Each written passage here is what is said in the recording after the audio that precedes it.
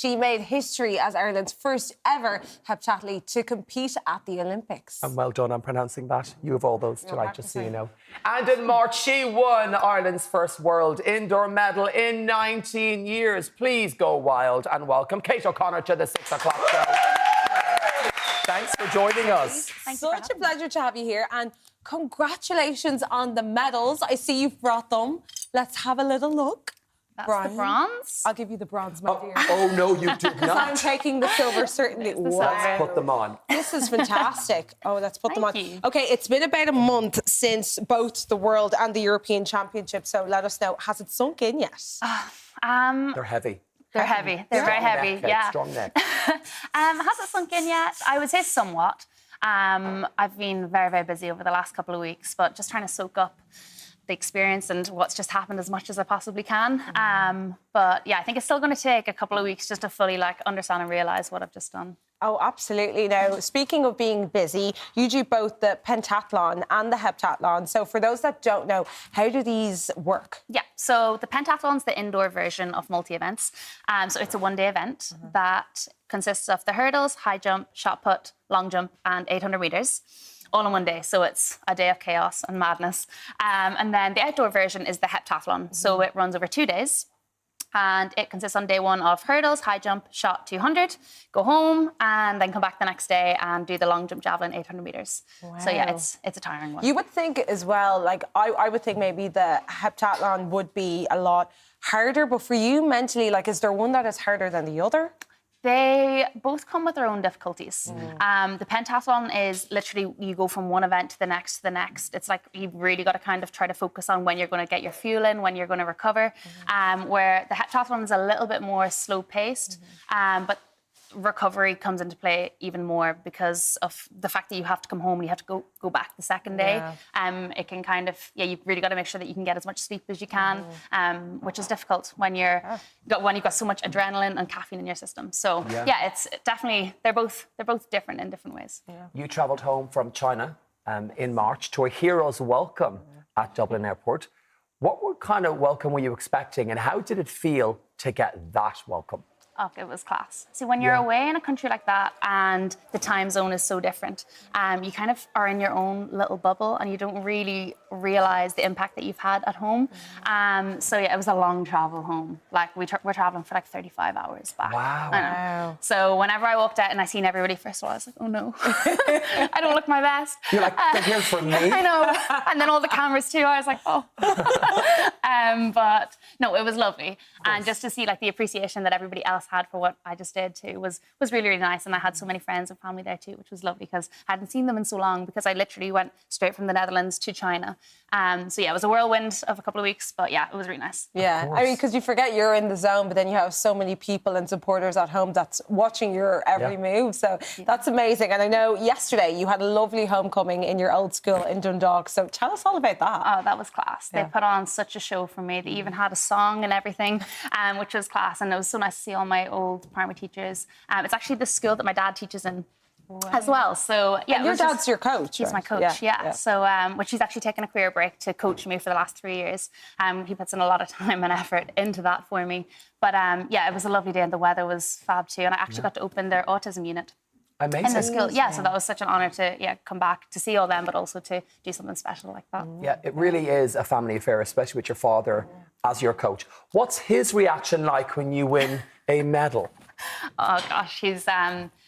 Do you know what? Any of the interviews, I don't know if people have seen them, but he comes across so emotional. And I think that it just shows how much effort he also puts in to winning medals like this.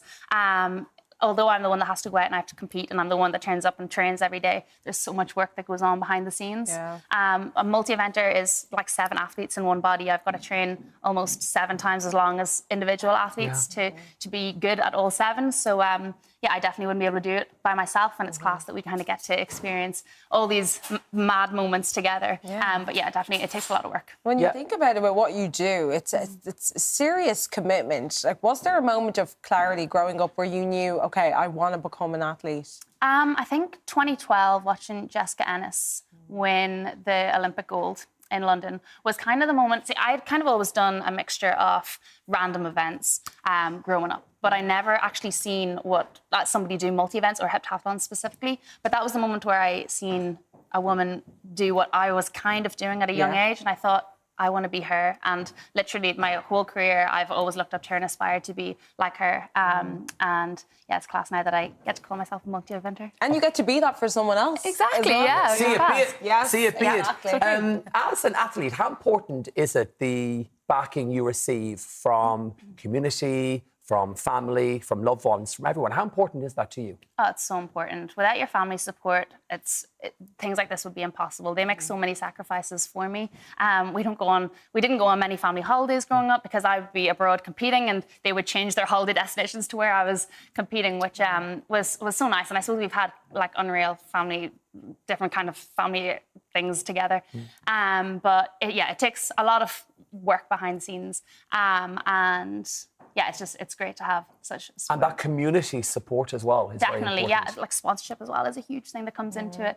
I'm lucky enough that I have a great sponsor, 123, who also sponsor Athletics Ireland. They've come and backed me so well, and it's just things like that those 1%, whenever you're competing against the top athletes in the world, that really come into play and make the difference in coming fourth or winning medals. Yeah.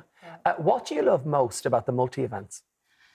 I love the chaos. Right. Is it organised chaos or just chaos? Just chaos. Okay, we thrive in chaos too. We love chaos. We do. We get it. We get the appeal. Yeah, no, I love going from one thing to the next, and I love the thrill of something going really, really well, and I love the challenge of when something doesn't go well, trying to pick yourself back up, and getting out there and just competing against the top girls in the world.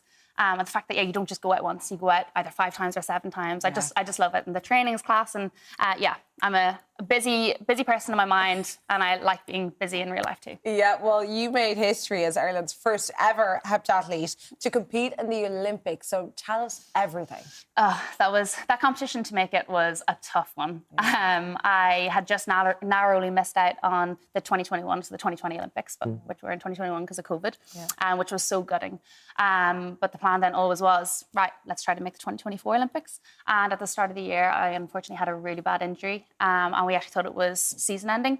But I had a great medical team around me that rehabbed me so well back, and I somehow managed to scrape in by the skin of my teeth.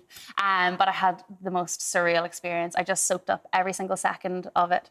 And yet to be Ireland's first heptathlete was unreal, and I outperformed my ranking. But I definitely, that was the moment. A round of applause. I outperformed my ranking. As you do. I can imagine getting those injuries is so deflating, but the recovery is obviously better. Tell us, what is next for Kate O'Connor? Reveal all. Plan is World Outdoors in September. So we split the season into 2. We've finished part 1, got 2 medals. So plan is to get back now, put the head down, train for a couple of months, and then, fingers crossed, be back on that podium in September. Yeah, and finally, any advice for anyone watching the show, any little boy or girl that go, I want to do what you're doing, what would you say to them? Dream big and believe in yourself. That's all it takes sometimes. I love it. Now, I suppose, Brian, we're going to have to give back these medals. Do we? Do you think it's possible LA Olympics she'll get another medal? Don't know. I'll be working hard for it. She's like, won these 2 medals. Do we have to hand them back? I know, they're so beautiful. Even the jingle of them. Heavy. Oh, I love them. Kate, please give it up for Kate.